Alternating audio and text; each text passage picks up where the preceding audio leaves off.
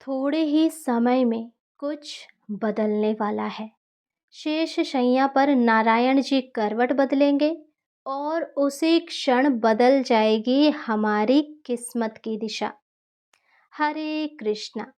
भाद्रपद शुक्ल पक्ष की एकादशी, जिसे परिवर्तनी एकादशी कहते हैं, एक ऐसी तिथि है जब भगवान विष्णु क्षीर सागर में शेष नाग पर करवट बदलते हैं और इसीलिए इस एकादशी का नाम पड़ा परिवर्तनी, यानी परिवर्तन कराने वाली एकादशी। और ये दुर्लभ एकादशी आ रही है 3 सितंबर को। आइए अब सुनते हैं इस परम दुर्लभ परिवर्तनी एकादशी की कथा।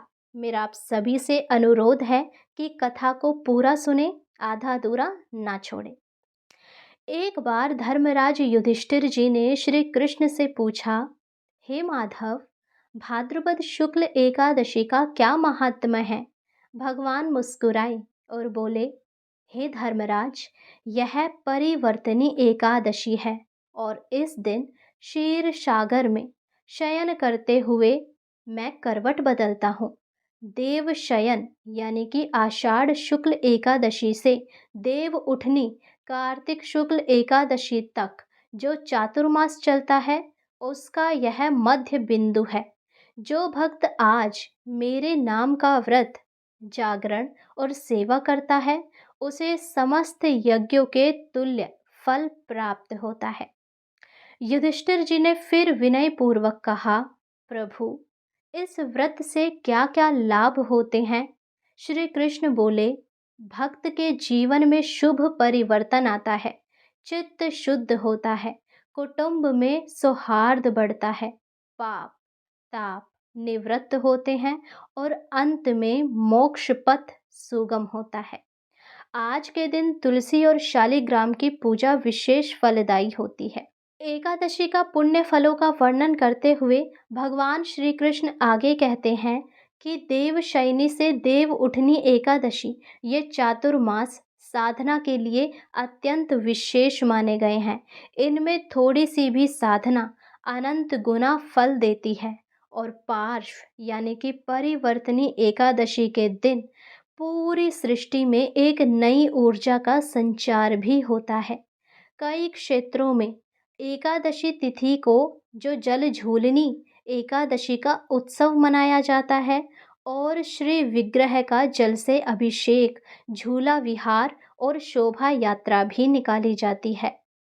हे धर्मराज, अब सुनो तुम इस महान परिवर्तनी एकादशी की कथा। त्रेता युग में महादानी असुर राजा बलि हुए, विनम्र प्रजा वत्सल दानवीर।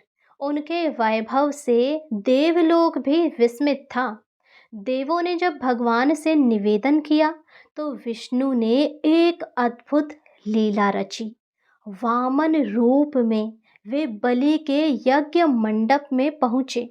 छोटे ब्रह्मचारी, हाथ में कमंडलू, दंड और छत्र। वामन बहुत ही कोमल स्वर में बोले, हे राजन, मुझे दान में कुछ दोगे नहीं? अब वैसे तो राजा बलि अपने दान के लिए बहुत ही महान और पुण्य आत्मा माने जाते थे, क्योंकि उनके ध्यान की ख्याति सारे कहीं फैली हुई थी। वे अत्यंत दानी राजा थे। अब उन्होंने सोचा कि ये ब्रह्मचारी आखिर क्या ही मांग लेगा, तो उन्होंने बहुत ही मीठे स्वर में कहा, आप जो भी चाहें वो मांग सकते हैं। तब भगवान वामन ने बहुत ही कोमल स्वर में कहा, राजन, मुझे दान में बस 3 पग भूमि चाहिए। अब राजा बलि बहुत हर्षित, ऋषिवर, 3 पग? आपने तो बहुत कम मांगा है, मैं समस्त भूमि दे दूं। शुक्राचार्य चेतावनी देते हुए, महाराज, यह साधु नहीं, स्वयं नारायण है, सावधान रहिए। अब बलि, यदि स्वयं विष्णु भी भिक्षु बनकर द्वार पर आए तो दान देने में मेरा ही तो धर्म है। अब वचन देते ही लीला प्रकट हुई। वामन विराट रूप में हुए, एक पग में धरती नाप ली, दूसरे पग में पूरा आकाश नाप लिया और तीसरे पग के लिए स्थान मांगा।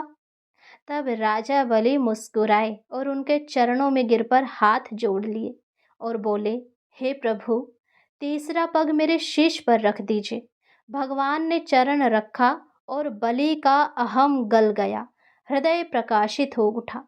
विष्णु जी ने प्रसन्न होकर कहा, हे दानवीर, तुम्हारा यश अमर रहेगा। मैं तुम्हें सूतल लोक का अधिपति बनाता हूँ और द्वारपाल बनकर तुम्हारे साथ रहूंगा। कहते हैं इस काल खंड में वामन पूजन और बलि की महादान भावना का स्मरण करके दान करना विशेष पुण्यदायक है।